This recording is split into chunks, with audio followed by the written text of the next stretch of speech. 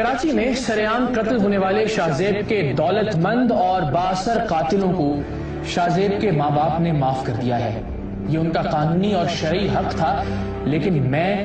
معافی کی خبر آنے سے لے کر اب تک یہ بات سوچ رہا ہوں کہ اس ملک میں معافی صرف ریمنڈ ڈیوس، رینجرز اہلکاروں اور شاہ رخ جوتوئیوں کو ہی کیوں ملتی ہے؟ کسی غریب کا بچہ معافی کا حقدار کیوں نہیں ہوتا؟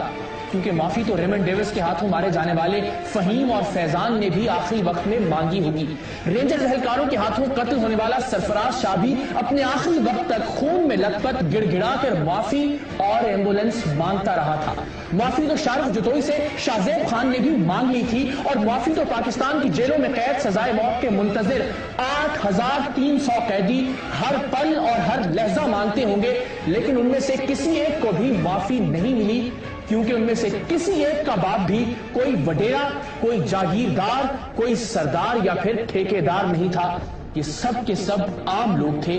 غریبوں اور مزدوروں کی اولادیں، اور یہی ان کا سب سے بڑا جرم تھا۔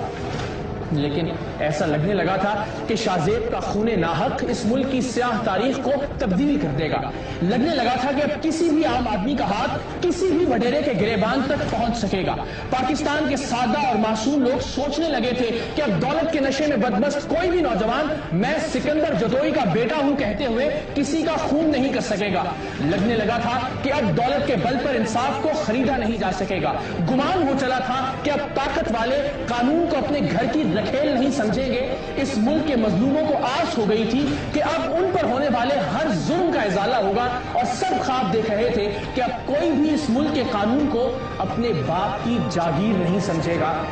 لیکن ایک معافی نے سب کچھ تہس نہس کر دیا، سارے خواب خاک میں ملا دیے۔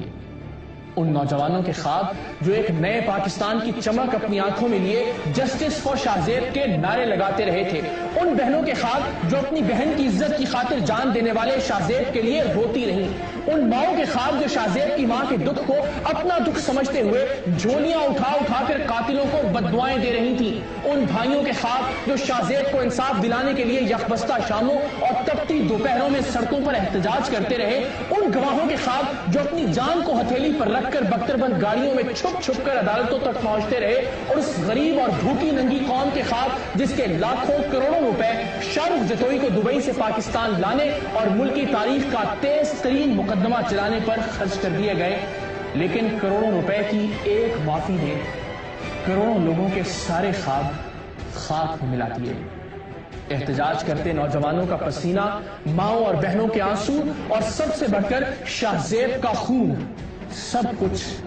رائے گاں چلا گیا۔ میڈیا گلا پھاڑ پھاڑ کر چیختا رہا، اخبارات کی شہ سرخیاں چنگھاڑتی رہیں، عدالتیں پکارتی رہیں، اور پوری قوم انصاف کے لیے چلاتی رہی، لیکن شاہ رخ جوتوئی جیت گیا۔ وطن عزیز میں یہ بات ایک بار پھر ثابت ہو گئی کہ یہاں زندہ رہنے کے لیے اور کسی کی بھی زندگی چھیننے کے لیے آپ کا کسی ارب پتی باپ کی اولاد ہونا ضروری ہے۔ اس ملک میں اللہ کے نام پر معافی صرف اسے مل سکتی ہے جسے اللہ نے کروڑوں روپے دیے ہوں۔ اس سرزمین پر کسی مسکین کو سانس لینے کا حق بھی نہیں ہے، اور اس دھرتی پر جینے کا حق صرف کسی جتوئی، لاشاری، لغاری، مخدوم، سید، ٹوانے، کھوسے یا پھر چودھری کے پاس ہے۔ اور آپ اگر کوئی غریب یا مڈل کلاسی ہے تو پھر آپ کا بچہ کسی بھی وقت کسی بھی سڑک پر دن دہاڑے مارا جا سکتا ہے، اور آپ کو بھی اس کے قاتلوں کو فی سبیل اللہ معاف کرنا پڑے گا، کیونکہ اب سے، آج سے شاہ رخ جوتوئی کے پاکستان میں یہی قانون ہے اور یہی انصاف ہے۔ کیونکہ اب جب میں اسے ٹیلی ویژن پر وکٹری کا نشان بنائے ہوئے دیکھتا ہوں تو مجھے لگتا ہے کہ جیسے وہ اس غریب قوم پر لعنت بھیج رہا ہو۔